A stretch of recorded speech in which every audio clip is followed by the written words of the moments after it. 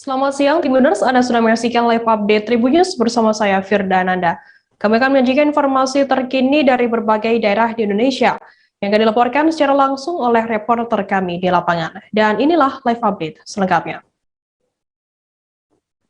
Kita ke berita pertama, saudara. Seorang pria ditemukan meninggal dunia di sebuah penginapan di Majene pada Minggu 19 September kemarin. Pria tersebut ditemukan meninggal di kamar penginapan yang berlokasi di lingkungan Lembang, Kelurahan Lembang, Kecamatan Banggai Timur, Majene. Terkait informasi lebih lengkapnya akan disampaikan oleh rekan wartawan kami dari Tribun Sulbar. Ada Misbah Sabarudin yang saat ini sudah tersambung bersama kami. Halo, Misbah. Iya, Mbak Firda, selamat siang.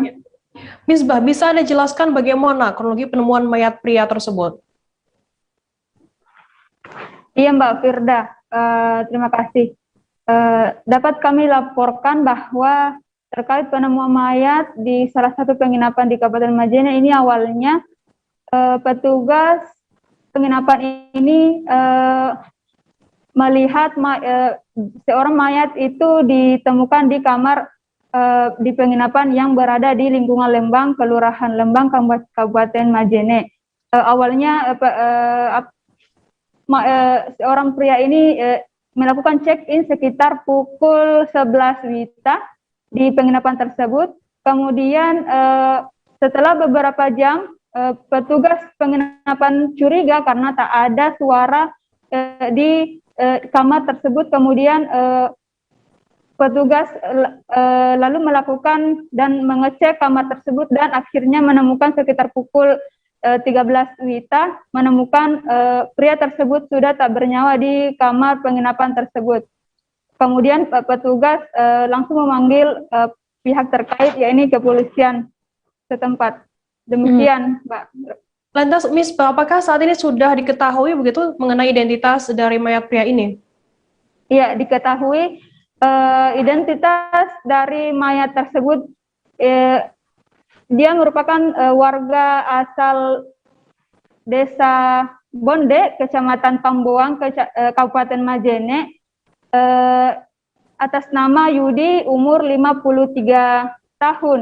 Dia seorang pedagang dan pada saat ditemukan pria tersebut mengenakan baju lengan panjang, celana kain berwarna hitam, dan polisi juga mengamankan sejumlah barang yang diduga milik jenazah pria tersebut, yakni berupa HP dan beberapa barang lainnya. Begitu, Firda.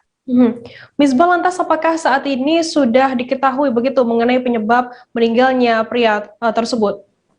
Iya, dapat kami laporkan bahwa sampai saat ini pihak kepolisian masih mendalami penyebab jenazah tersebut. Kemudian pihak Polres Majene juga telah melakukan pemanggilan dari pengelola penginapan tersebut dan masih melakukan penyelidikan lebih lanjut.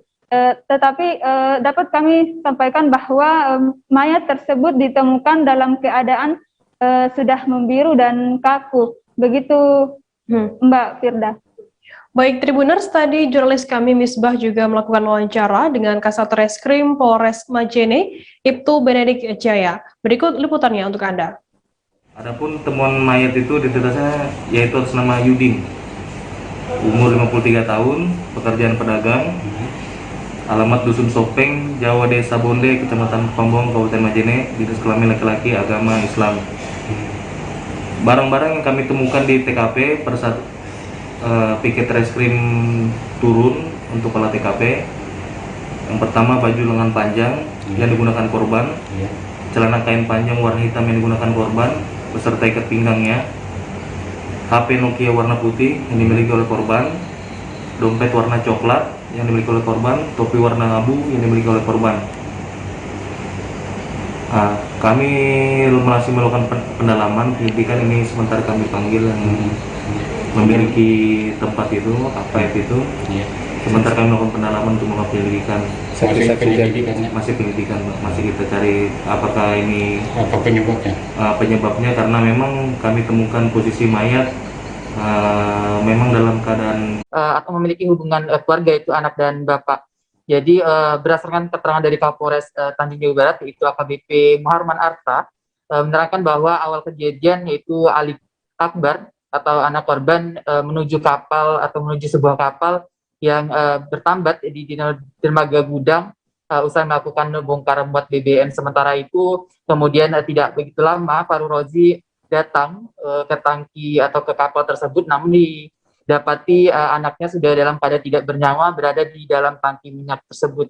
Sementara itu berdasarkan informasi dari Kapolres bahwa Faru Rozi sendiri sempat meminta bantuan, namun karena kondisi hujan begitu sehingga suara dari Faru Rozi tidak didengar oleh masyarakat sekitar, dan Faru Rozi berinisiatif untuk mengangkat anaknya itu sendiri dari dalam tangki. Namun naas Faru Rozi sendiri ikut menjadi korban dari kejadian tersebut begitu, Firda. Lantas apakah sudah diketahui begitu mengenai pemilik dari kapal tangki minyak ini? Oke, rekan Firda dan Tribuners dapat disampaikan bahwa informasi yang diterima kemarin juga di lapangan ada perwakilan dari pihak pemilik kapal yang datang ke lokasi, begitu dimintai keterangan oleh pihak kepolisian, yaitu bernama Yadi. Jadi beliau bukan merupakan pemilik, namun perwakilan dari pemilik kapal. Jadi diketahui bahwa pemilik kapal tersebut bernama Sipur. Jadi di awal informasi terima bahwa pemilik kapal adalah Munir, namun dibantah oleh Yadi, perwakilan dari pihak kapal. Jadi pemilik kapal adalah Sipur. Sementara untuk BBM sendiri itu merupakan jenis Pertalite. Demikian rekan Firda. Lantas Samsul, apakah saya mendapatkan informasi bahwa minyak tersebut ini ilegal? Apakah betul mengenai hal ini atau seperti apa informasi lengkapnya? Oke, rekan Firda, jadi kemarin telah dikonfirmasi langsung kepada Kapolres Tanja Barat bahwa terkait dengan minyak itu ilegal atau non legal, pihaknya sendiri masih melakukan penyelidikan, jadi belum bisa memastikan apakah minyak tersebut legal atau non legal. Sementara itu untuk keterangan lebih lanjut mereka sudah memanggil beberapa pihak termasuk dengan saksi, termasuk juga dengan pemilik kapal itu sendiri untuk bagaimana pengembangannya, apakah nanti ada pengembangan terkait dengan minyak tersebut. Demikian rekan Firda. Saat ini bagaimana untuk kondisi dua korban bapak dan anak tersebut? Oke, jadi pada saat adanya laporan dari warga setelah mendapati kedua korban meninggal di dalam tangki minyak tersebut, pihak kepolisian langsung membawa korban ke rumah sakit dan dilakukan visum. Jadi memang karena adanya zat kimia yang dihirup oleh kedua korban sehingga memang ada sejumlah melepuh begitu dalam kondisi tubuh kedua korban. Namun untuk keterangan lebih lanjut masih dilakukan update. Demikian rekan Firda. Baik, Tribuners, tadi jurnalis kami Samsul Bahri juga sudah melakukan wawancara dengan Kasful Ketua RT 9. Berikut liputannya untuk Anda. Iya. Tapi kalau menurut orang sini katanya itu kapal siapa berarti? Munir ya. Tapi berarti sudah aktivitas sudah lama tuh katanya. Kita itu tahunya nggak lama katanya. Tapi tak siapa yang bawa dia tahu lah. Waktu kejadian PT di mana PT? Waktu kejadian di rumahnya lah. Nah, jadi seperti apa tuh PT? Cuman kawan bilang ada pingsan di dalam gudang. Jadi belum cuma enggak aja. Terus ada pula datang anaknya katanya. Jadi kita berjelasin. Tapi pas sudah di lokasi, PT ada di lokasi waktu mayat apa sudah kejadian meninggal berarti? Oh, ada juga jauh juga itu kapal tuh ujungnya kan kan. Kita di jalan sini lah. Dan bawa. Jadi dibawa ke mana berarti? Sudah setelah diangkat mayat tuh? Bawa ke rumah sakit lah. Rumah sakit berarti. Oh, iya. Kita beralih ke Belitung, Saudara. Warga desa Tanjung Rusa, Kecamatan Membalong, Kabupaten Belitung dihebohkan dengan kejadian penemuan bayi pada Kamis 16 September malam. Bayi laki-laki itu pertama kali ditemukan Zulkifli, warga setempat di sebelah garasi rumahnya, sekira pukul 20:30 waktu Indonesia Barat. Saat ini bayi dengan berat 2,2 kg tersebut dan panjang 45 cm itu sedang dirawat di RSUD Marsidi Judono. Untuk informasi lebih detailnya sudah bergabung bersama kami wartawan dari Pos Belitung. Ada Dede Swendar yang akan memberikan informasi lengkapnya untuk Anda. Halo Dede. Halo rekan Firda. Ya, Dede, bisa Anda ceritakan bagaimana kronologi penemuan bayi tersebut? Ya, baik rekan Firda. Untuk kronologis penemuan bayi ini terjadi pada hari Kamis malam sekitar pukul 20.30 WIB. Waktu itu Zulkifli mendengar suara tangisan bayi dari luar rumahnya ketika sedang bersantai. Ketika dirinya hendak memanaskan mobil menuju garasi, tangisan bayi tersebut semakin keras. Ketika dia berkeliling, ternyata menemukan sesosok bayi laki-laki di samping garasi rumahnya. Selanjutnya Zulkifli membawa masuk bayi yang ditemukan beralaskan helai kain itu dan kemudian menghubungi ketua RT dan kepala desa setempat. Demikian rekan Firda. Lantas apa tindak lanjut dari pihak kepolisian mengenai adanya kasus penemuan bayi laki-laki ini, Dede? Ya, setelah mendapat laporan dari masyarakat, personil dari Polsek Membalong langsung menuju lokasi kejadian. Setelah itu mengevakuasi bayi menuju puskesmas tempat. Tapi dikarenakan kondisi bayi dengan panjang 45 cm dan berat 2,2 kg itu harus mendapat perawatan yang lebih intensif, maka bayi langsung dibawa ke RSUD Marsudi Dijono Tanjung Pandan. Jadi lantas bagaimana saat ini kondisi terakhir bayi tersebut setelah sudah ditangani begitu oleh pihak RSUD? Ya, berdasarkan informasi dari pihak RSUD, saat ini kondisi bayi sudah kembali normal. Selang yang sempat dipasang di bagian lambung juga sudah dilepaskan. Sedangkan untuk kondisi lainnya juga sudah kembali normal. Itu rekan Firda.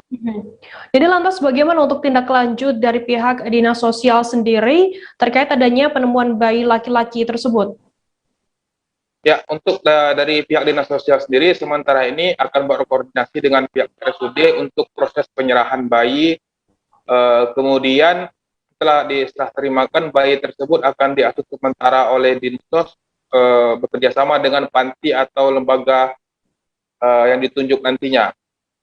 Setelah itu Dinsos akan menerbitkan pengumuman memberitahukan kepada masyarakat bahwa adanya penemuan bayi tersebut sebelum proses adopsi itu dilaksanakan.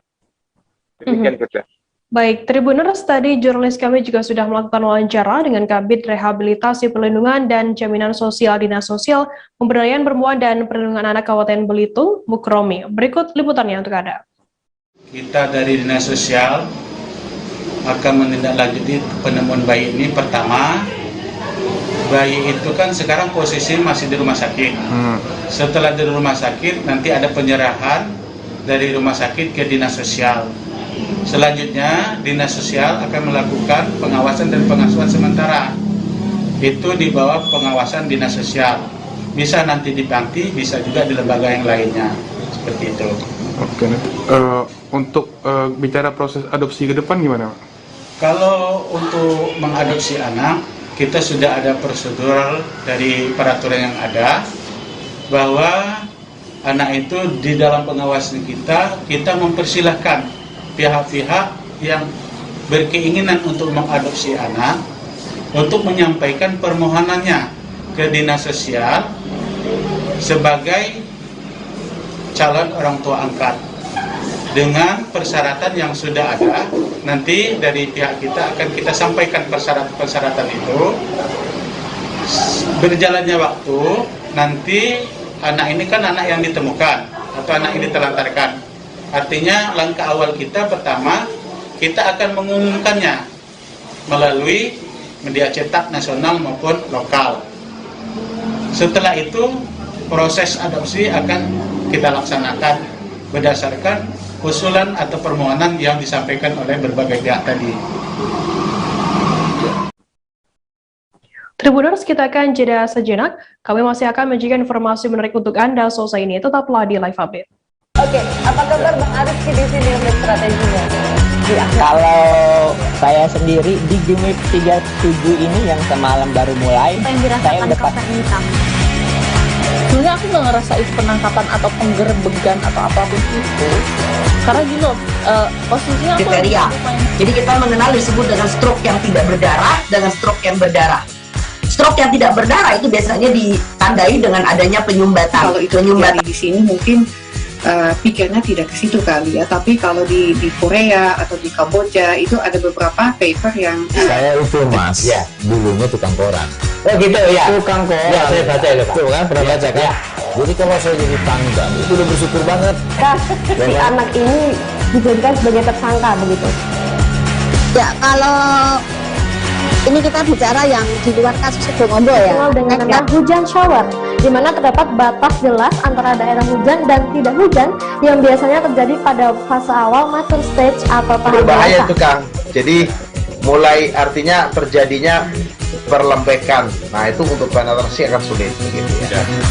Dok, saya ini menurut saya memang tidak mudah, bukan urusan tanah diambil. Kalau misalnya Amerika Serikat sekarang, Rasulullah mengatakan dalam sebuah hadis bahwa berpuasa di 6 hari Syawal itu. Oke, apa kabar Bang Arif di sini untuk strateginya? Kalau saya sendiri di Gimip 37 ini yang semalam baru mulai, Apa yang dirasakan saya udah Kapten Hitam? Sebenarnya aku nggak ngerasain penangkapan atau penggerebegan atau apapun itu, karena gini loh, posisinya aku kriteria. Jadi kita mengenal disebut dengan stroke yang tidak berdarah dengan stroke yang berdarah. Stroke yang tidak berdarah itu biasanya ditandai dengan adanya penyumbatan. Kalau itu terjadi di sini mungkin pikirnya tidak ke situ kali ya, tapi kalau di Korea atau di Kamboja itu ada beberapa paper yang saya itu Mas, ya, dulunya tukang koran. Oh gitu ya. Tukang koran. Ya, saya baca itu, Pak. Tuh kan, pernah baca kan? Ya. Jadi kalau saya jadi pangdam, itu udah bersyukur banget. Si anak ini dijadikan sebagai tersangka begitu. Ya, kalau Terima kasih Anda masih bersama kami di Live Update. Kita beralih ke Madura, Saudara. Insiden membacokan terjadi di Desa Semjaran, Kecamatan Banyuatas, Kabupaten Sampang, Madura pada 18 September sekira pukul 20.30 waktu Indonesia Barat. Korban merupakan Mas Sadi, 50 tahun, warga desa Kembang Jeruk, Kecamatan setempat, yang diduga pelakunya merupakan keponakannya sendiri berinisial A, 40 tahun. Insiden berdarah itu terjadi saat korban selesai menjenguk anaknya yang sedang mondok di Pondok Pesantren Darul Hufat Desa Semjaran, Banyuatas, Sampang. Informasi lebih lengkapnya akan disampaikan oleh rekan wartawan kami dari Tribun Madura. Ada Hanggara Pratama yang saat ini sudah tersambung bersama kami. Halo Hanggara. Halo rekan Firda. Hanggara, bisa Anda ceritakan bagaimana kronologi korban ini dianiaya dengan menggunakan senjata tajam? Siap. Nah, jadi insiden berdarah itu terjadi saat korban selesai menjenguk anaknya yang sedang mondok di Pondok Pesantren Darul Hufat Desa Semjaran, Banyuates, Kabupaten Sampang. Dan saat itu korban saat perjalanan pulang, ada seseorang yang tidak lain adalah A tiba-tiba menghadang korban, dan pada saat itu korban sedang menggunakan kendaraan sepeda motornya. Lalu seketika A membacok korban dengan menggunakan senjata tajam berjenis parang. Tanpa kesiapan yang matang, korban tidak bisa menghindar dari serangan itu dan mengakibatkan kepala korban mengalami luka bacok seperti itu, rekan Firda. Lantas bagaimana kondisi korban ini pasca dianiaya oleh keponakannya? Pasca terkena sayatan parang, korban mengalami luka serius dan terhitung ada 3 luka di bagian kepala, tepatnya di pelipis depan, kepala bagian belakang, dan juga di belakang telinga korban. Mengalami hal itu, korban langsung seketika dibawa oleh masyarakat setempat ke RSUD Ketapang dan kembali dirujuk ke RSUD Bangkalan karena perlengkapan yang ada di RSUD Ketapang tidak memenuhi untuk proses penyembuhan atau proses medis yang dilakukan kepada korban seperti itu, rekan kita. Lantas Hanggara, apakah kemudian upaya dari pihak Polres Sampang sendiri atas adanya kasus penganiayaan atau pembacokan di wilayah Kecamatan Banyuatas ini? Setelah dikonfirmasi melalui Kasubag Humas Polres Sampang itu Sunarno, pihak kepolisian setempat langsung melakukan pengejaran terhadap pelaku berinisial A, dan pada saat itu pelaku seketika diamankan beserta barang bukti berupa sajam lengkap dengan sarung tangannya seperti itu. Dan setelah melakukan pendalaman terhadap pelaku, ternyata penyebab insiden berdarah itu karena cekcok soal tanah seperti itu. Dan saat ini pelaku sedang berada di Mapolres Sampang dan sedang dilakukan pengembangan lebih lanjut seperti itu. Baik, terima kasih rekan wartawan dari Tribun Madura, Hanggara Pertama atas laporan Anda. Selamat bertugas kembali. Kita beralih ke informasi selanjutnya, Saudara. Sekelompok geng motor menyerang sebuah warung di Jalan Melati Raya, Kelurahan Tanjung Sari, Kecamatan Selayang, Medan, Sumatera Utara pada Minggu 19 September dini hari. Seorang pegawai warung, Nasarkus, menjelaskan para geng motor ini langsung masuk menyerang secara membabi buta. Nasarkus mengatakan geng motor yang terdiri dari puluhan anak muda tersebut juga membawa sejumlah senjata tajam saat menyerang warung tempatnya bekerja. Untuk informasi lebih detailnya sudah bergabung bersama kami, wartawan dari Tribun Medan. Ada Vian yang akan memberikan informasi lengkapnya untuk Anda. Halo Vian. Ya, baik rekan Firda. Vian, bisa Anda ceritakan bagaimana kronologi kejadian penyerangan tersebut? Ya, kejadian penyerangan yang dilakukan oleh sekelompok geng motor tersebut terjadi pada malam Minggu tanggal 19 September 2021 sekira pukul 2 dini hari, di mana saat itu geng motor secara tiba-tiba datang ke sebuah warung ayam penyet, langsung menyerang secara membabi buta kepada pemilik warung dan juga kepada pelanggan yang sedang berbelanja di situ. Ya, sampai saat ini korban sendiri mengaku belum mengetahui motif dari penyerangan tersebut. Baik, Lantas, Vian, berapa kali? Apakah ini penyerangan ini adalah kali pertama atau sebelumnya juga sudah pernah terjadi? Ya, baik, rekan Firda. Menurut pengakuan korban, lokasi tempat dia berjualan sudah 4 kali didatangi oleh geng motor, di mana motif penyerangan serupa juga beberapa bulan yang lalu pernah dilakukan oleh kelompok geng motor. Korban telah mengadukan hal tersebut sebelumnya kepada pihak kepolisian, namun sampai hari ini belum ada tanggapan dari kepolisian. Namun peristiwa keempat ini polisi telah datang langsung ke TKP dan melihat kondisi warung pasca penyerangan dari geng motor tersebut. Vian, lantas bagaimana kondisi warung ini saat pasca terjadinya penyerangan tersebut dan saat ini seperti apa kondisinya? Ya, baik rekan Firda. Saat ini kondisi warung sudah tutup ya, sudah dari pasca kejadian sampai hari ini masih tutup karena banyak peralatan-peralatan mereka seperti stelingnya, seperti bangku-bangku, kursinya rusak dibuat geng motor. Baik.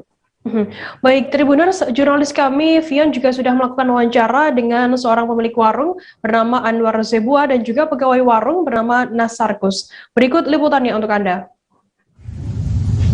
Kejadian ini udah berulang-ulang, mulai dari bulan 2, bulan 4, bulan 6, dan bulan 9. Inilah terakhir bulan ini. Jadi kalau kronologinya ini sebenarnya kita tidak tahu apa masalahnya. Yang jelasnya kita belum pernah tanya detail-detailnya apa masalahnya sebenarnya, karena nggak pernah jumpa kita sama orangnya. Lalu kita sudah pernah melapor kepada pihak yang berwajib, namun gagal untuk diteruskan kasus ini. Jadi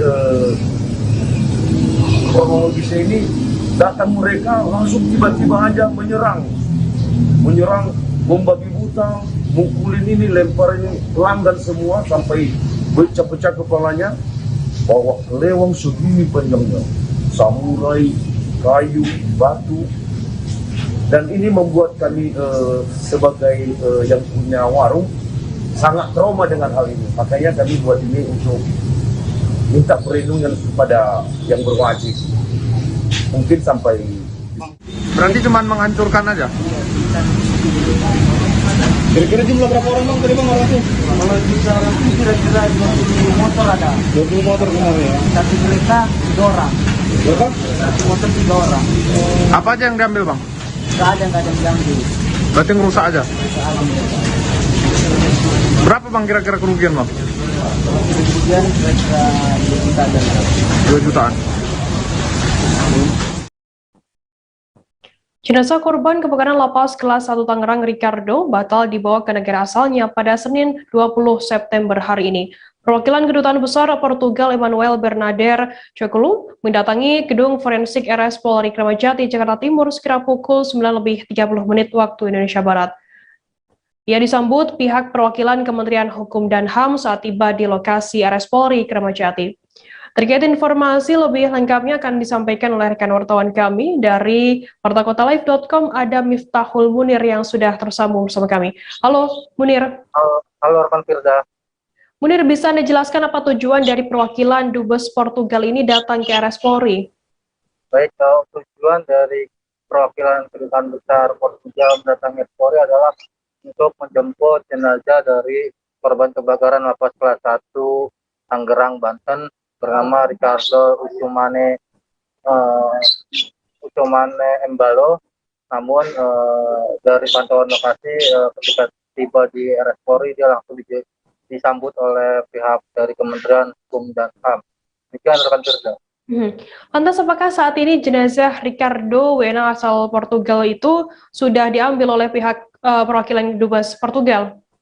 Baik, untuk jenazah Ricardo Embalo ini masih berada di RRS Polri Kramat Jati, Jakarta Timur karena pihak Kedubes belum menyerahkan dokumen-dokumen atau belum ada kelengkapan yang harus dipenuhi atau persyaratan yang harus dipenuhi oleh pihak Kedubes, sehingga hari ini jenazah Ricardo belum sempat dibawa oleh pihak Kedubes. Demikian rekan Firda. Lantas apa alasan tidak jadinya dibawa jenazah Ricardo ini ke negara asalnya? Bisa Anda jelaskan? Baik, untuk alasannya sendiri karena tadi pihak Kemenkumham sudah bertemu dengan perwakilan Kedutaan Besar Portugal, namun karena ada beberapa berkas yang masih kurang dilengkapi untuk penerbangan jasad atau jenazah Ricardo ini, sehingga pihak dari Kedubes batal membawa pulang jenazah Ricardo. Rencananya Ricardo ini bakal diambil atau pihak Kedubes akan melengkapi persyaratan pengambilan jenazah pada Rabu 22 September 2021 mendatang. Demikian rekan Firda. Oke, baik. Terima kasih rekan wartawan dari wartakotalive.com Miftahul Munir atas laporannya. Selamat bertugas kembali. Tribuners heboh tembok 3 meter tutup akses jalan warga di Bandar Lampung. Selengkapnya akan kami hadirkan untuk Anda. Selesai pariwara berikut ini, tetaplah di Live Update. Oke, apa kabar Bang Arif di sini dengan strateginya? Kalau saya sendiri di Gimip 37 ini yang semalam baru mulai, saya udah pasti.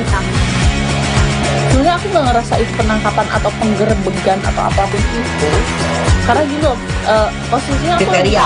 Jadi kita mengenal disebut dengan stroke yang tidak berdarah dengan stroke yang berdarah.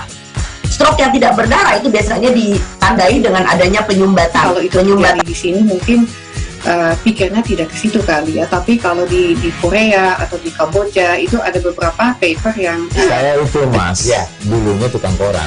Oh gitu ya, Tukang koran. Ya saya baca itu Pak. Tuh kan pernah baca kan? Ya. Jadi kalau saya jadi tangga itu udah bersyukur banget. Si anak ini dijadikan sebagai tersangka begitu. Ya, kalau ini kita bicara yang di luar kasus Sebongombo ya. Dikenal dengan nama hujan shower, di mana terdapat batas jelas antara daerah hujan dan tidak hujan yang biasanya terjadi pada fase awal mature stage atau tahap Berbahaya dewasa. itu Kang. Jadi mulai artinya terjadinya perlempekan. Nah itu untuk penetrasi akan sulit gitu ya. Dok, saya ini menurut saya memang tidak mudah, bukan urusan tanah diambil. Kalau misalnya Amerika Serikat sekarang, Rasulullah mengatakan dalam sebuah hadis bahwa berpuasa di 6 hari Syawal itu. Oke, apa kabar Bang Arif di sini dengan strateginya?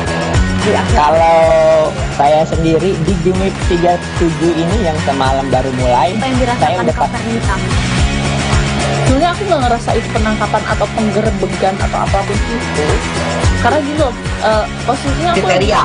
Jadi kita mengenal disebut dengan stroke yang tidak berdarah dengan stroke yang berdarah. Stroke yang tidak berdarah itu biasanya ditandai dengan adanya penyumbatan. Kalau itu terjadi di sini mungkin pikirnya tidak ke situ kali ya, tapi kalau di Korea atau di Kamboja itu ada beberapa paper yang saya itu mas, ya dulunya tukang koran. Oh gitu ya, Tukang koran. Ya saya baca itu Pak. Tuh kan pernah baca kan? Ya. Jadi kalau saya jadi tangga itu udah bersyukur banget. Si anak ini dijadikan sebagai tersangka begitu. Ya, kalau ini kita bicara yang di luar kasus Kedongombo ya. Dengan nama hujan shower, di mana terdapat batas jelas antara daerah hujan dan tidak hujan yang biasanya terjadi pada fase awal mature stage atau tahap Berbahaya dewasa. itu Kang. Jadi mulai artinya terjadinya perlembekan. Nah itu untuk penetrasi akan sulit gitu ya. Dok, saya ini menurut saya memang tidak mudah, bukan urusan tanah diambil. Kalau misalnya Amerika Serikat sekarang, Rasulullah mengatakan dalam sebuah hadis bahwa berpuasa di 6 hari Syawal itu. Oke, apa kabar Bang Aris di sini untuk strateginya? Kalau saya sendiri di Gimik 37 ini yang semalam baru mulai, Apa yang dirasakan Kopernika? Sebenarnya aku nggak ngerasa itu penangkapan atau penggerbegan atau apapun itu, karena gini loh, posisinya aku Kriteria. Jadi kita mengenal disebut dengan stroke yang tidak berdarah dengan stroke yang berdarah. Stroke yang tidak berdarah itu biasanya ditandai dengan adanya penyumbatan. Kalau itu terjadi di sini mungkin pikirnya tidak ke situ kali ya, tapi kalau di Korea atau di Kamboja itu ada beberapa paper yang Saya itu Mas, ya, dulunya tukang koran. Oh gitu ya. Tukang koran. Ya, saya baca itu Pak. Terima kasih Anda masih bersama kami di Live Update. Kita beralih ke Lampung, Saudara. Warga Jalan Untung, Suropati, Gang Mataram 3, RT 5, Kelurahan Labuhan Ratu Raya, Kecamatan Labuhan Ratu, Bandar Lampung dikagetkan dengan berdirinya tembok setinggi 3 meter yang menutupi akses jalan warga setempat. Tembok setinggi 3 meter tersebut memang berdiri di atas lahan tanah pribadi milik Bambang. Dari siang, warga setempat mengaku tak menyangka ada pagar di jalan tersebut. Ia pun khawatir pemagaran tersebut bisa menimbulkan banjir.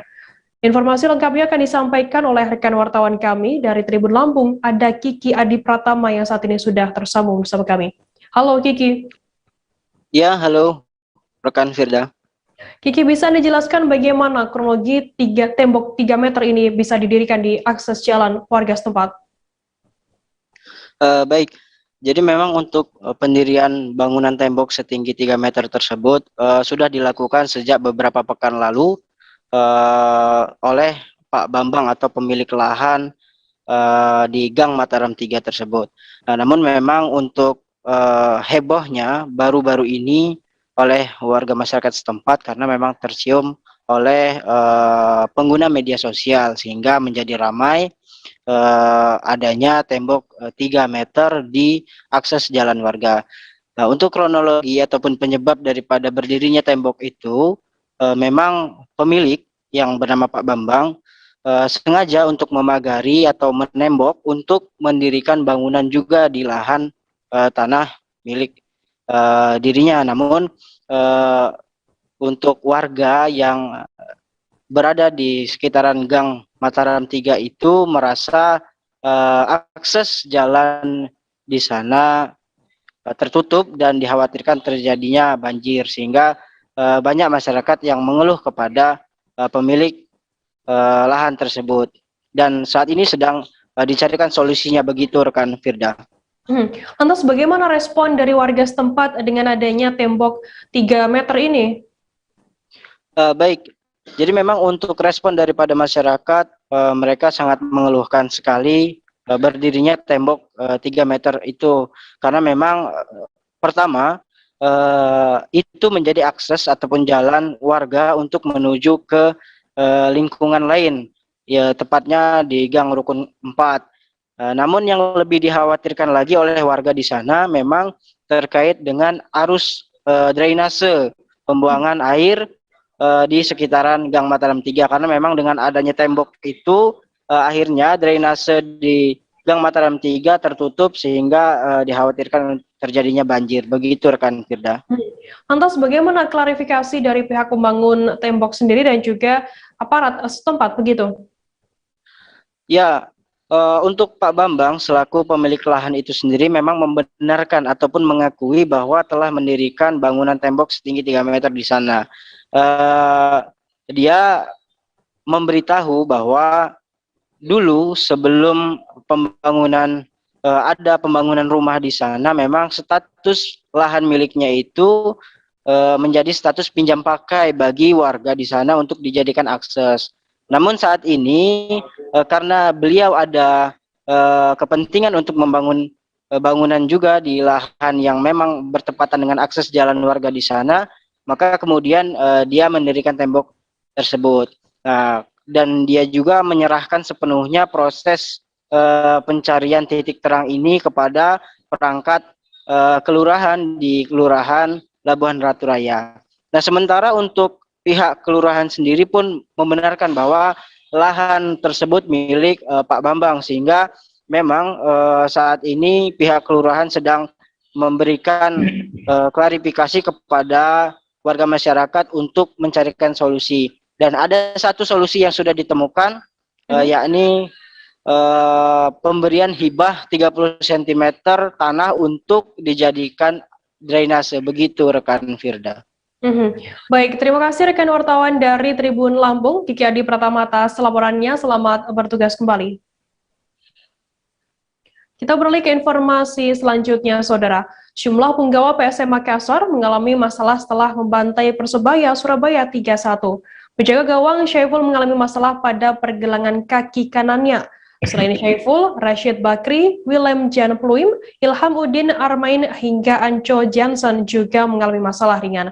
Meski demikian, mereka masih dapat melakukan jogging.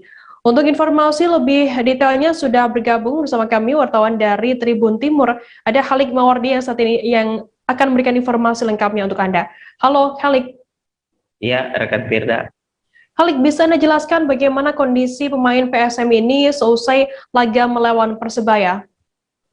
Jadi setelah laga melawan Persebaya pada Sabtu malam di Bandung kemarin, 5 pemain PSM Makassar yang diturunkan sejak menit awal, yakni Anco Jansen, Willem Jan Pluim, Rashid Bakri, Syaiful, dan Ilham Udin Armain mengalami cedera ringan. Bahkan latihan pada minggu atau sehari setelah pertandingan, mereka hanya mengikuti latihan ringan. Sementara pemain lainnya masih dalam kondisi baik dan siap untuk pertandingan selanjutnya. Khusus untuk penjaga gawang Syaiful yang tampil bagus melawan Persebaya mengalami sedikit masalah pada pergelangan kaki kanannya. Itu sementara rekan Firda. Halik, lantas bagaimana tanggapan dari pelatih PSM sendiri terkait kondisi kelima pemainnya yang cedera ini?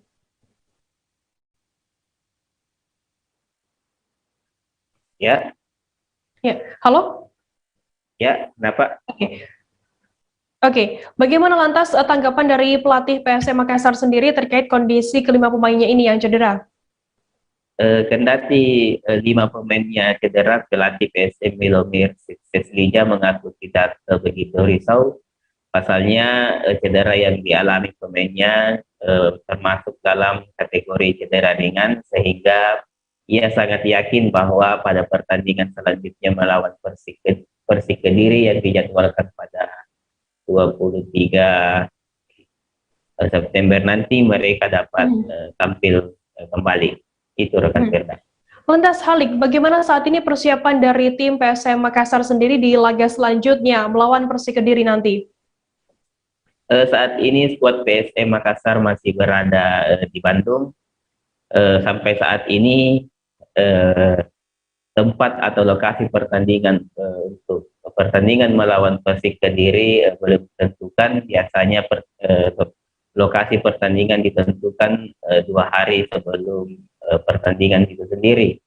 Kemudian saat ini penggawa PSM atau khusus hari ini pelatih Milomir Seslija meminta atau meliburkan pemain 1 hari ini, kemudian besok akan melanjutkan latihan kembali. Jadi saat ini pemain hanya berada di hotel di salah satu hotel di Kota Bandung. Itu Firda. Baik, Tribuners, tadi jurnalis kami juga sudah melakukan wawancara dengan pelatih PSM Makassar Milomir Seslija. Berikut liputannya untuk Anda. Ya, katanya ada beberapa masalah kecil, Anco, Ilham, dan lain-lain. Namun dia percaya bahwa ini hal kecil saja, seharusnya tidak ada masalah untuk beberapa hari ke depan. Anggapannya setelah Angko mencetak 2 gol di pertandingan malam tadi. Saya tidak mengerti kenapa katanya. Ya tentu saja saya senang dengan Angko cetak 2 gol. Cuman dari yang saya dengar katanya bahwa Angko sudah dijudge dari 2 pertandingan ini. Kalau memang katanya mereka adalah supporter yang benar-benar mensupport PSM, tidak bisa katanya menjudge seorang pemain hanya dalam 1-2 game. Kedistrik Aceh ultimatum Kepsek mundur apabila tak segera vaksinasi siswanya. Selengkapnya selesai jeda berikut, tetaplah di Live Update. Oke, apa kabar Bang Ariski di sini untuk strateginya? Kalau saya sendiri di game 37 ini yang semalam baru mulai, saya udah pasti. Sebenarnya aku nggak ngerasa itu penangkapan atau penggerebegan atau apapun itu, karena gini loh, posisinya aku kriteria. Jadi kita mengenal disebut dengan stroke yang tidak berdarah dengan stroke yang berdarah. Stroke yang tidak berdarah itu biasanya ditandai dengan adanya penyumbatan. Kalau itu terjadi di sini mungkin pikirnya tidak ke situ kali ya, tapi kalau di Korea atau di Kamboja itu ada beberapa paper yang Saya itu Mas, ya dulunya tukang koran. Oh gitu ya. Tukang koran. Ya saya baca itu Pak. Tuh kan pernah baca kan? Ya. Jadi kalau saya jadi pangdam itu udah bersyukur banget. Si anak ini dijadikan sebagai tersangka begitu. Ya kalau ini kita bicara yang di luar kasus Dongobo ya. Dengan nama hujan shower, di mana terdapat batas jelas antara daerah hujan dan tidak hujan yang biasanya terjadi pada fase awal mature stage atau tahap Berbahaya dewasa. itu Kang. Jadi mulai artinya terjadinya perlempekan. Nah itu untuk penetrasi akan sulit begitu ya. Dok, saya ini menurut saya memang tidak mudah, bukan urusan tanah diambil. Kalau misalnya Amerika Serikat sekarang, Rasulullah mengatakan dalam sebuah hadis bahwa berpuasa di 6 hari Syawal itu. Oke, apa kabar Bang Ariski di sini untuk strateginya? Kalau saya sendiri di game 37 ini yang semalam baru mulai, saya udah pasti. Sebenarnya aku nggak ngerasa itu penangkapan atau penggerebegan atau apapun itu, karena gini loh, posisinya aku kriteria. Jadi kita mengenal disebut dengan stroke yang tidak berdarah dengan stroke yang berdarah. Stroke yang tidak berdarah itu biasanya ditandai dengan adanya penyumbatan. Kalau itu terjadi di sini mungkin pikirnya tidak ke situ kali ya, tapi kalau di Korea atau di Kamboja itu ada beberapa paper yang Saya itu Mas, ya dulunya tukang koran. Oh gitu ya. Tukang koran. Ya saya baca itu Pak. Tuh kan pernah baca kan? Ya. Jadi kalau saya jadi pangdam itu udah bersyukur banget. Si anak ini dijadikan sebagai tersangka begitu. Ya kalau ini kita bicara yang di luar kasus Dongobo ya. Dengan nama hujan shower, di mana terdapat batas jelas antara daerah hujan dan tidak hujan yang biasanya terjadi pada fase awal mature stage atau tahap Berbahaya dewasa. itu Kang. Jadi mulai artinya terjadinya perlempekan. Nah itu untuk penetrasi akan sulit begitu ya. Dok, saya ini menurut saya memang tidak mudah, bukan urusan tanah diambil. Kalau misalnya Amerika Serikat sekarang, Rasulullah mengatakan dalam sebuah hadis bahwa berpuasa di 6 hari Syawal itu. Oke, apa kabar Bang Ariski di sini untuk strateginya?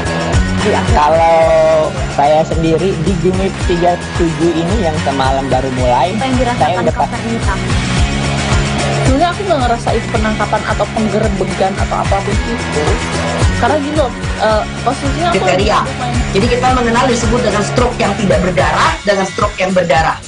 Stroke yang tidak berdarah itu biasanya ditandai dengan adanya penyumbatan. kalau itu terjadi di sini mungkin pikirnya tidak ke situ kali ya, tapi kalau di Korea atau di Kamboja itu ada beberapa paper yang Saya itu Mas, ya dulunya tukang koran. Terima kasih Anda masih bersama kami di Live Update. Kita beralih ke informasi selanjutnya, Saudara.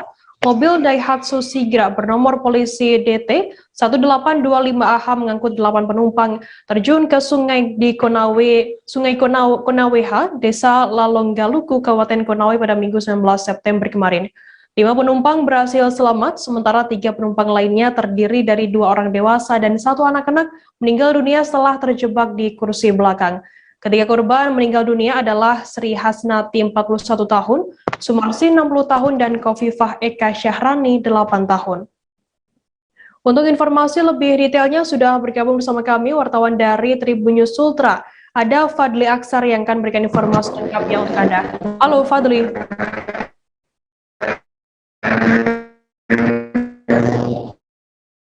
Halo rekan Fadli. Ya. Ya. Fadli, bisa Anda jelaskan siap. bagaimana mobil pengangkut 5 penumpang ini bisa terjun ke sungai? Ya, halo Firda. Ya, Fadli, bisa Anda jelaskan bagaimana mobil pengangkut 8 penumpang ini bisa terjun ke sungai begitu?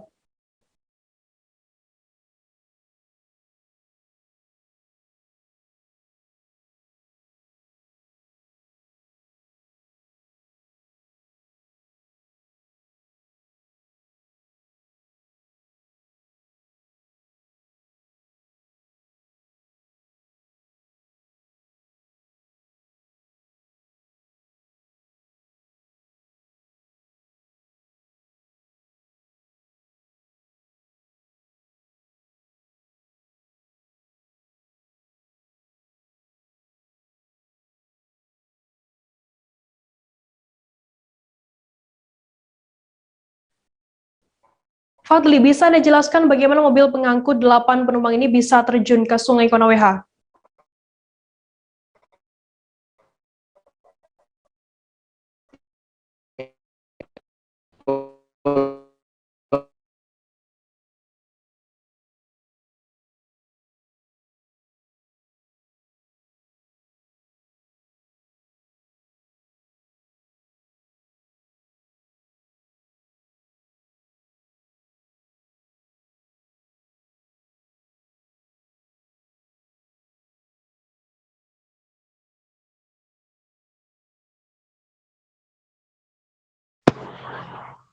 Halo.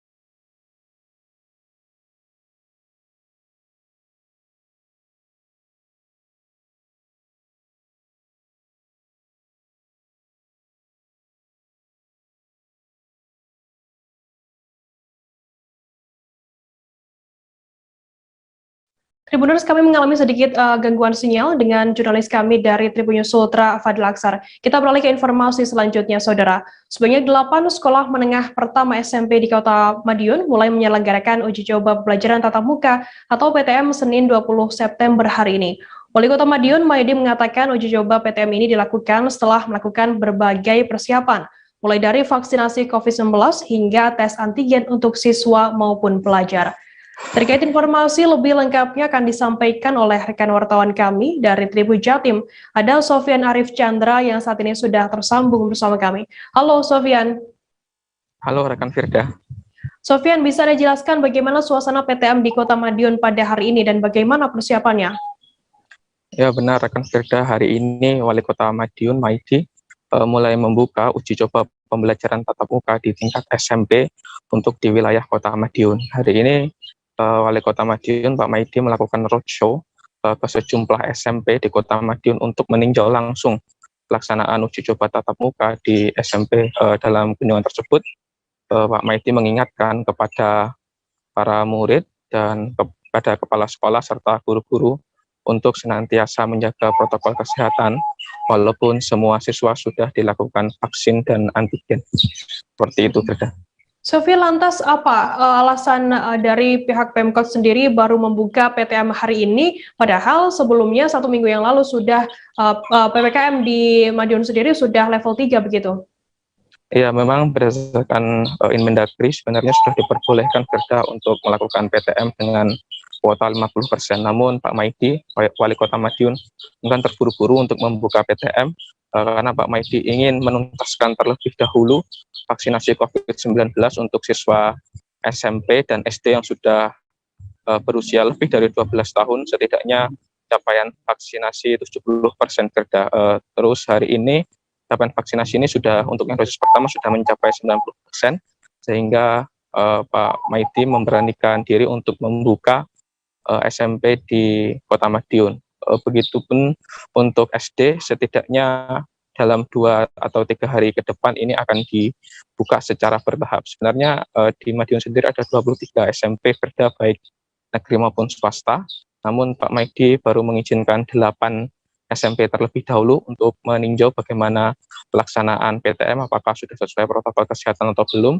Setelah semua terkondisikan, nanti akan dibuka secara bertahap SMP yang lain Perda. Ini untuk SMP juga diwajibkan sebelum masuk para siswa dan guru di tes antigen akan dilakukan pada hari pertama PTM, karena hari ini yang masuk ini adalah siswa dengan nomor absen ganjil, maka yang di antigen terlebih dahulu ada siswa yang akan masuk hari ini, sedangkan besok adalah siswa yang nomor absen genap akan masuk bergantian, sehingga besok akan dilakukan tes lagi untuk siswa yang bernomor absen genap sebelum masuk ke kelas untuk mengikuti pembelajaran tatap muka Perda.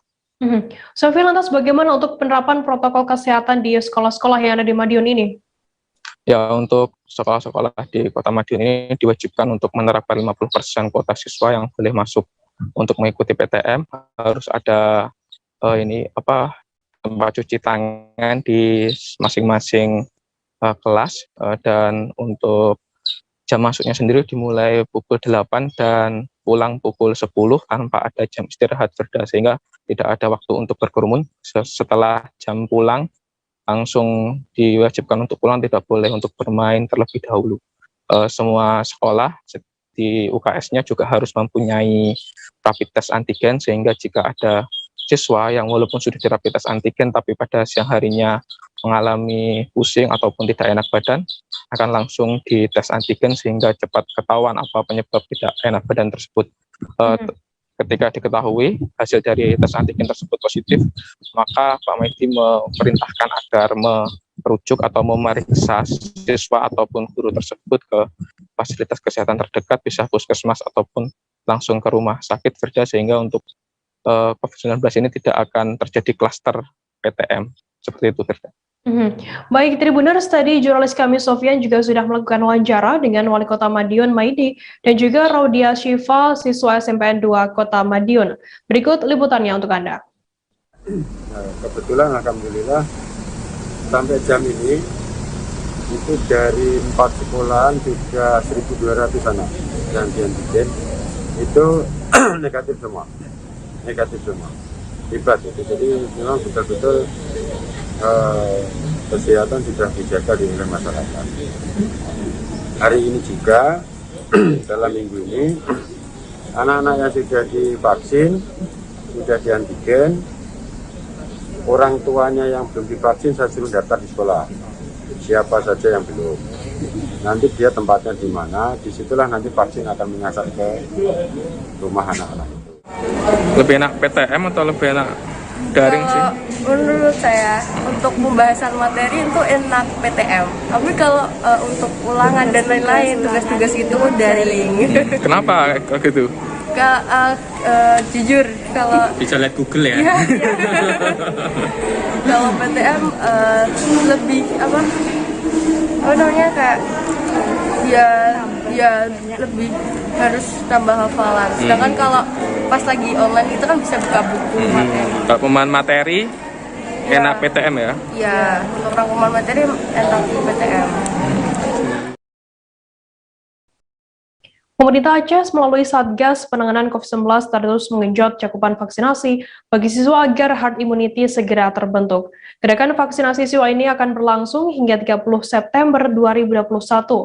Untuk memaksimalkan gerakan ini, Kepala Dinas Pendidikan Aceh Al-Hudri mengultimatum Kepala Sekolah SMA dan SMK dan juga SLB agar menyegerakan vaksinasi siswa hingga akhir bulan ini. Apabila hingga batas waktu tersebut vaksinasi tidak mampu disukseskan, ia mempersilahkan Kepala Sekolah mengundurkan diri dari jabatannya.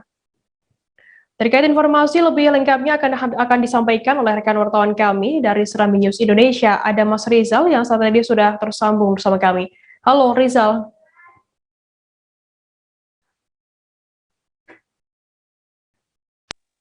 Ya, Firda. Ya. Rizal, bisa Anda jelaskan apa yang melatar belakangi Kadis Pendidikan Aceh ini memberikan ultimatum kepada para kepala sekolah yang ada di sana?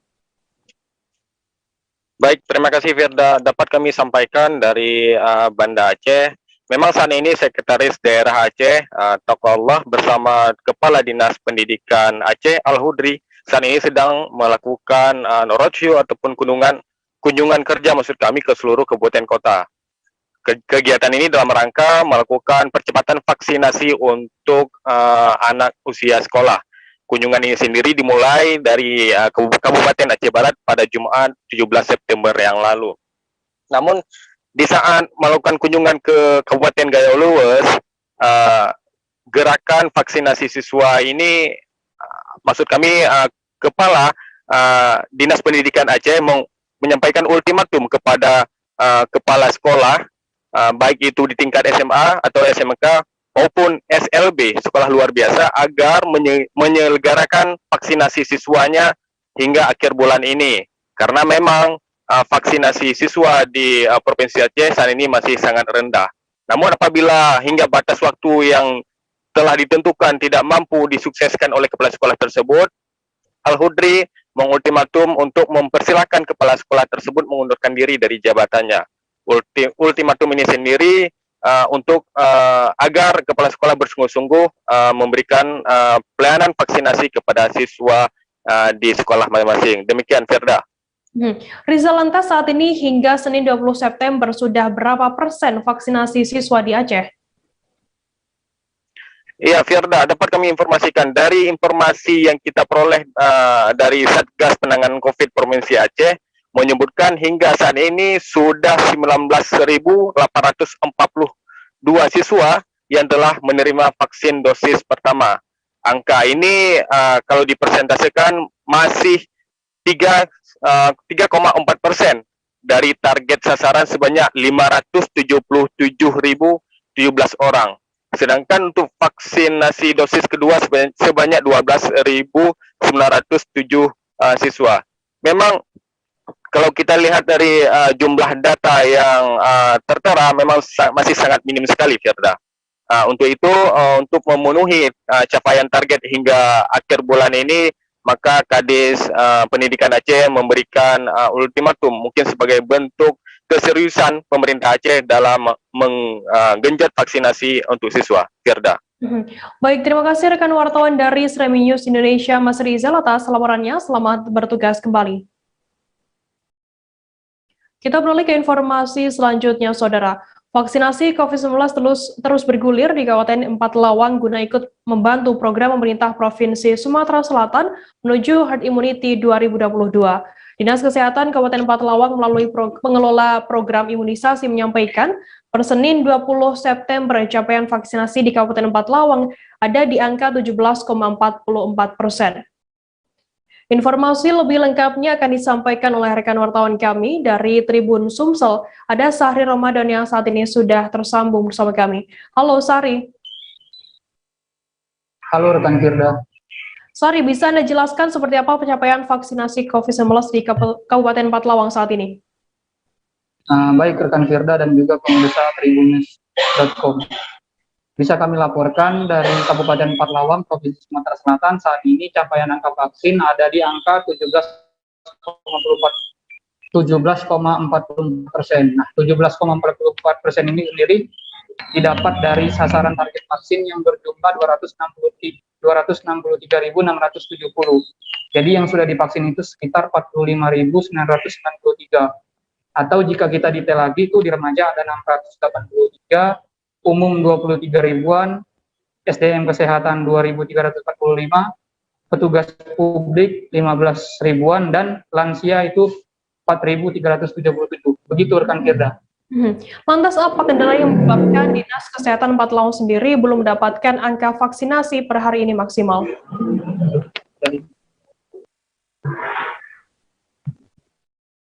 Halo, Sari? Halo, rekan.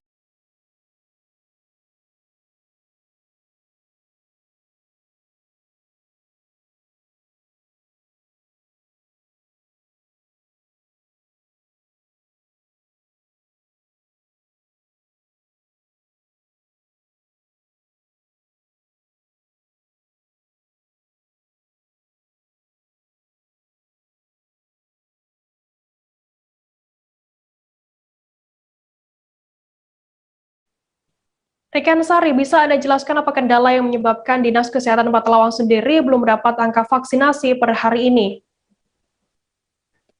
Untuk kendala sendiri, salah satunya tadi berdasarkan wawancara kami dengan pengelola vaksinasi, memang Kabupaten Patlawan itu geografinya perbukitan. Jadi memang lokasi vaksin itu sendiri ada di RSUD Tebing Tinggi dan juga puskesmas. Nah, jadi ada beberapa desa tertentu yang memang terkadang agak jauh dari lokasi vaksin, seperti di kecamatan-kecamatan itu. Nah, jadi di situ terkendala di jarak biasanya, Firda. Begitu rekan Firda. Lantas apa rencana dari Dinas Kesehatan Kabupaten Patlawan sendiri untuk bisa mencapai herd immunity? Untuk rencana herd immunity dari Dinas Kesehatan Kabupaten Patlawan sendiri dijelaskan oleh pengelola program imunisasi tadi, itu mereka menargetkan 875 vaksinasi per hari. Untuk memang yang tersisa itu sekitar 164.943 sasaran vaksin yang belum. Nah, rencananya itu akan direalisasikan dalam waktu 6 bulan. Nah, sedikit kami tambahkan, Firda, juga selain di RSUD ataupun di puskesmas, saat ini beberapa hari ini juga gencar dilakukan vaksin itu dari pihak Polri. Tepatnya kemarin itu ada dari pihak Polsek Tebing Tinggi yang memang membuka program vaksinasi langsung di pinggir jalan. Gitu. Ini salah satunya mungkin bentuk bantuan agar herd immunity di Patlawan segera tercapai. Begitu rekan Firda.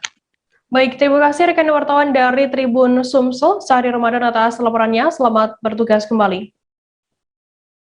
Tribuners, selesai jeda kami akan kembali dengan informasi menarik lainnya. Tetaplah di Live Update. Oke, apa kabar Bang Ariski di sini untuk strateginya? Kalau saya sendiri di Gimip 37 ini yang semalam baru mulai, saya udah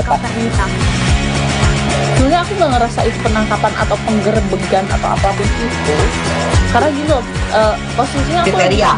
Jadi kita mengenal disebut dengan stroke yang tidak berdarah dengan stroke yang berdarah.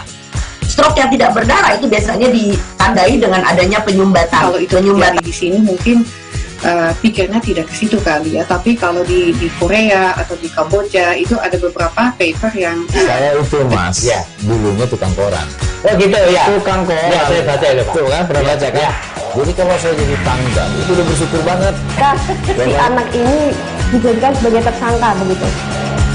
Ya, kalau ini kita bicara yang di luar kasus Sebongombo ya. Dikenal dengan nama hujan shower, di mana terdapat batas jelas antara daerah hujan dan tidak hujan yang biasanya terjadi pada fase awal mature stage atau tahap Berbahaya dewasa. itu Kang. Jadi mulai artinya terjadinya perlembekan. Nah itu untuk penetrasi akan sulit gitu ya. Dok, saya ini menurut saya memang tidak mudah, bukan urusan tanah diambil. Kalau misalnya Amerika Serikat sekarang, Rasulullah mengatakan dalam sebuah hadis bahwa berpuasa di 6 hari Syawal itu. Oke, apa kabar Bang Ariski di sini untuk strateginya? Kalau saya sendiri di Gimip 37 ini yang semalam baru mulai, saya udah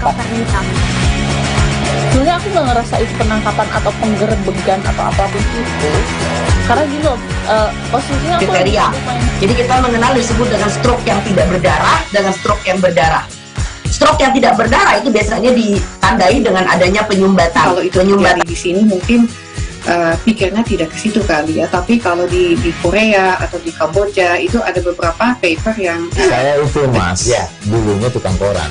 Oh gitu ya. Tukang koran. Ya saya baca itu Pak. Tuh kan pernah baca kan. Ya. Jadi kalau saya jadi pangdam itu udah bersyukur banget. Si anak ini dijadikan sebagai tersangka begitu. Ya kalau ini kita bicara yang di luar kasus Sibolombo ya. Dengan nama hujan shower, di mana terdapat batas jelas antara daerah hujan dan tidak hujan yang biasanya terjadi pada fase awal mature stage atau tahap berbahaya itu Kang.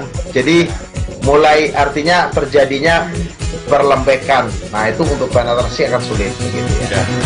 Dok, saya ini menurut saya memang tidak mudah, bukan urusan tanah diambil.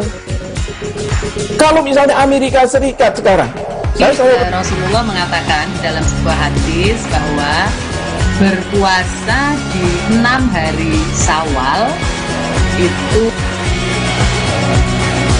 Oke, apa kabar Bang Ariski di sini untuk strateginya? Kalau saya sendiri di Gimik 37 ini yang semalam baru mulai, saya udah pasti.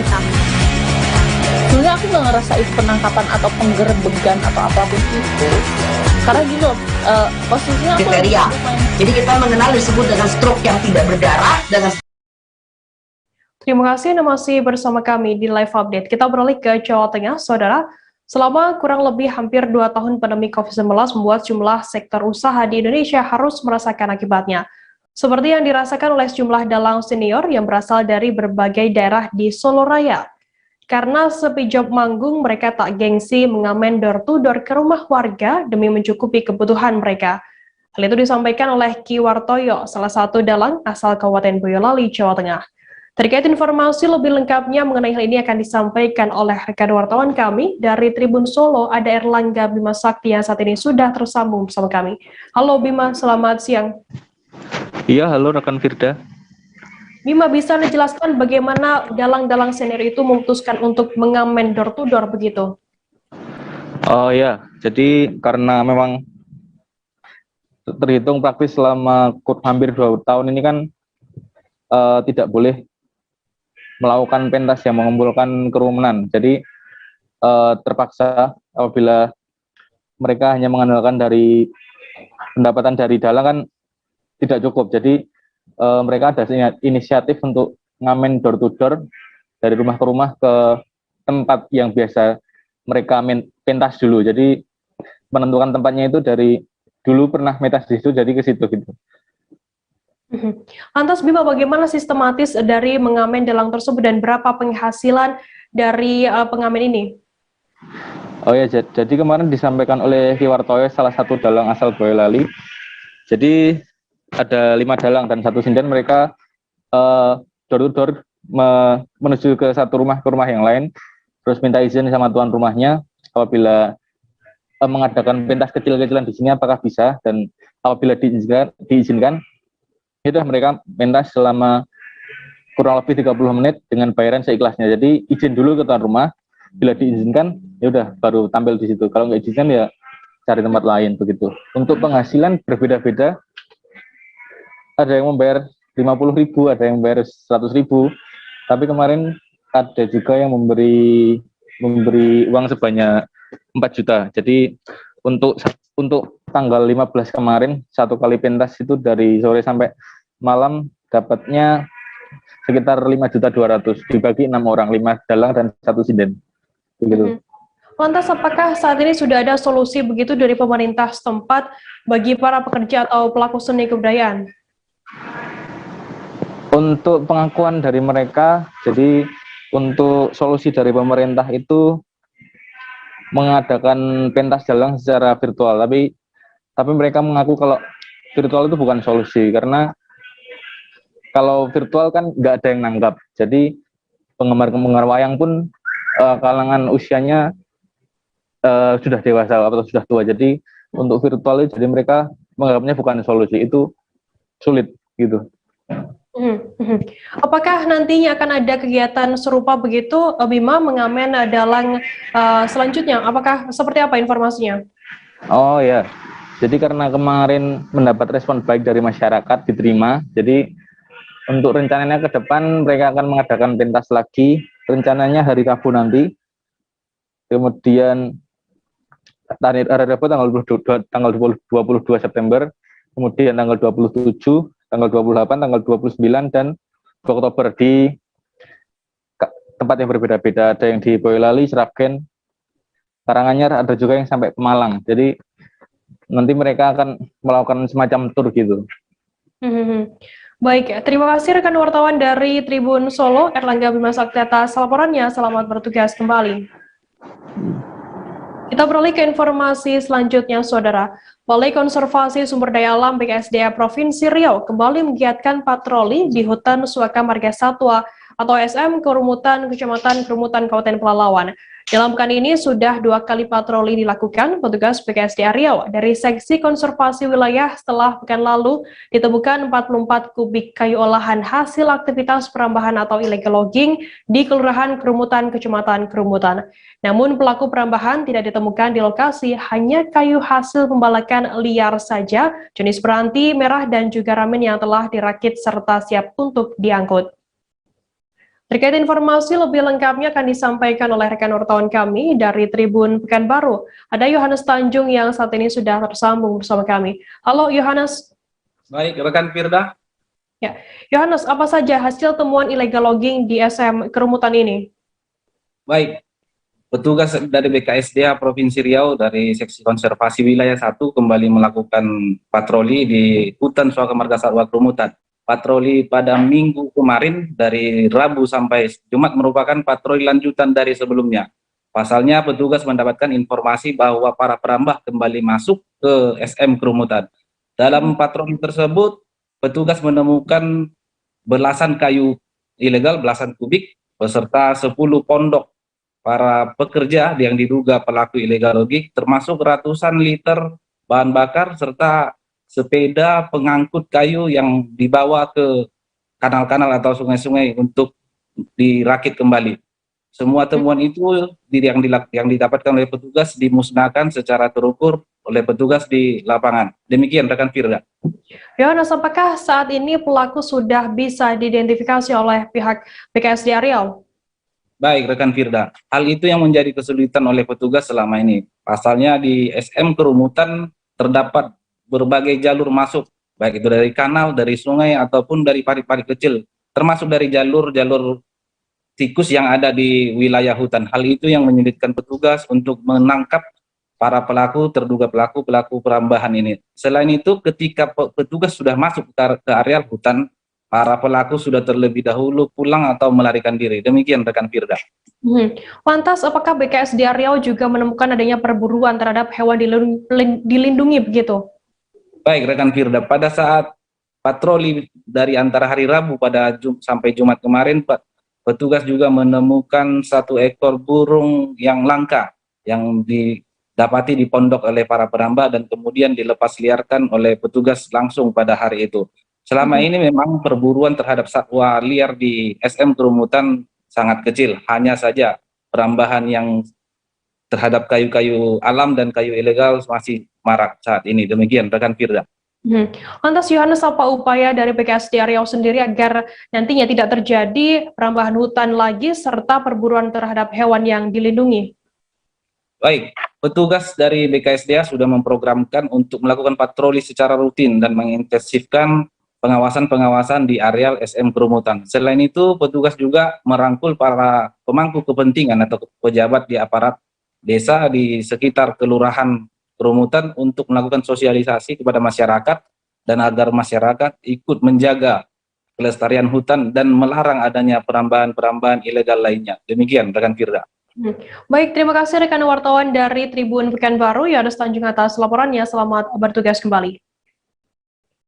Kita beralih ke Jawa Timur, Saudara. Pemkot Blitar mulai melakukan uji coba pembukaan wisata Makam Bung Karno di masa PPKM level 3 ini. Pembukaan wisata Makam Bung Karno tetap menerapkan protokol kesehatan untuk mencegah penularan COVID-19. Terkait informasi lebih lengkapnya akan disampaikan oleh rekan wartawan kami dari surya.co.id, ada Samsul Hadi, yang saat ini sudah tersambung bersama kami. Halo Samsul. Iya, selamat siang rekan Firda. Ya.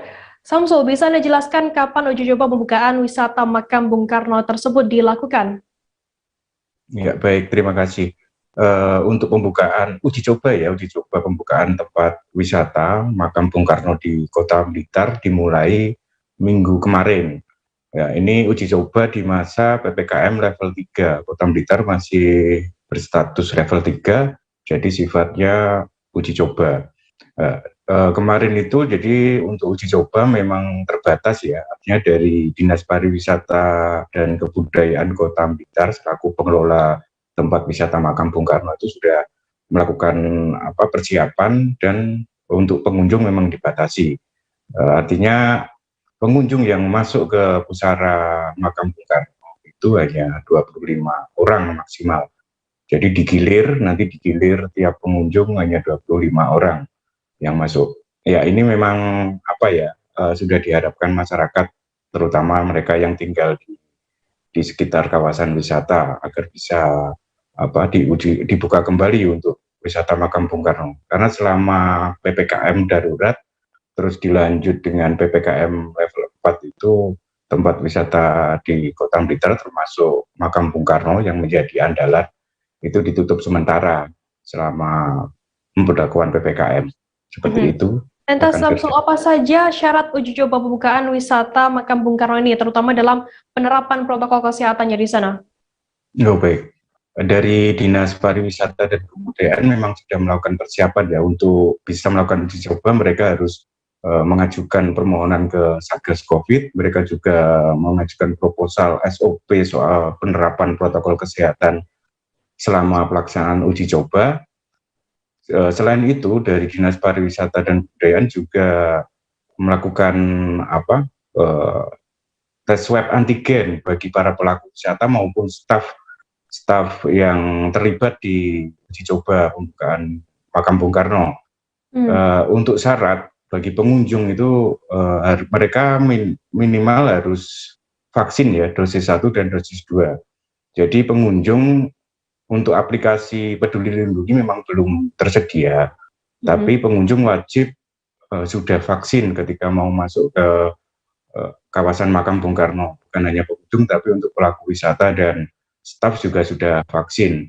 Jadi untuk penerapannya soal aplikasi Peduli Lindungi dari Dinas Pariwisata dan Kebudayaan Kota Blitar itu dengan cara pengunjung menunjukkan aplikasi Peduli Lindungi di ponsel masing-masing, atau kalau tidak bisa mengakses aplikasi itu, mereka menunjukkan kartu vaksin kepada petugas yang ada di